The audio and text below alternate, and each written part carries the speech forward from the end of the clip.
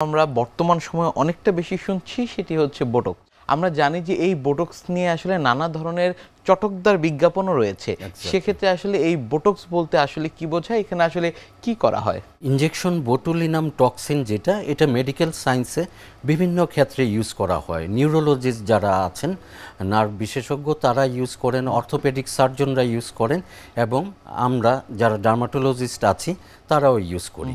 বোটক্সটার main কাজ হচ্ছে যেই নার্ভ ইনারভেশনগুলো আছে মাংসপেশিতে, যেটা রক্ত চলাচল উজ্জীবিত করে, সেইগুলা যেখানে যেখানে দরকার আমরা সাময়িকভাবে প্যারালাইজড করে ফেলি। এই প্যারালাইজ পেশেন্টের কোনো ক্ষতি হয় না, উনি স্বাভাবিক সব কাজকর্ম করতে পারেন। তবে একটা জিনিস মনে রাখতে হবে, বোটক্স ইনজেকশনের পর কিছু নির্দেশনা আমরা দেই যে 7 দিন এইভাবে চলাফেরা করবেন, বেশি ম্যাসাজ করা যাবে না মুখ, অতিরিক্ত শক্ত খাবার হাড্ডি চাবানো যাবে না, এই ধরনের রোদে 2-3 দিন একটু অ্যাভয়েড করাটা ভালো। অন্য কোনো ওষুধ যদি উনি খান সেটা আমরা চেক করে নিই।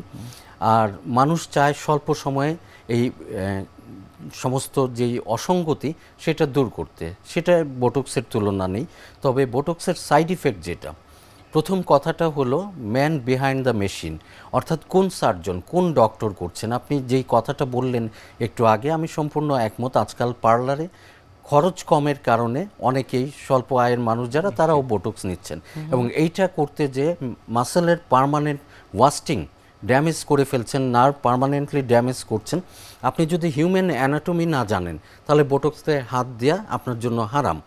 তো একজন ডক্টর তো হিউম্যান অ্যানাটমি ভালো করেই জেনে বুঝে সেটা করে।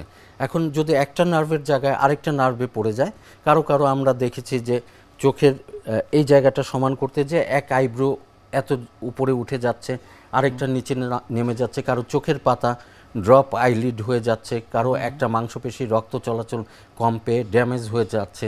এখানে বোটক্স দেয়া হলো, প্যারোটিড বোটক্স যেটা বলি আমরা, ওই মাসেলে না দিয়ে অন্য কোথাও পড়ে গেল, এটা ড্যামেজ হয়ে গর্ত হয়ে গেল।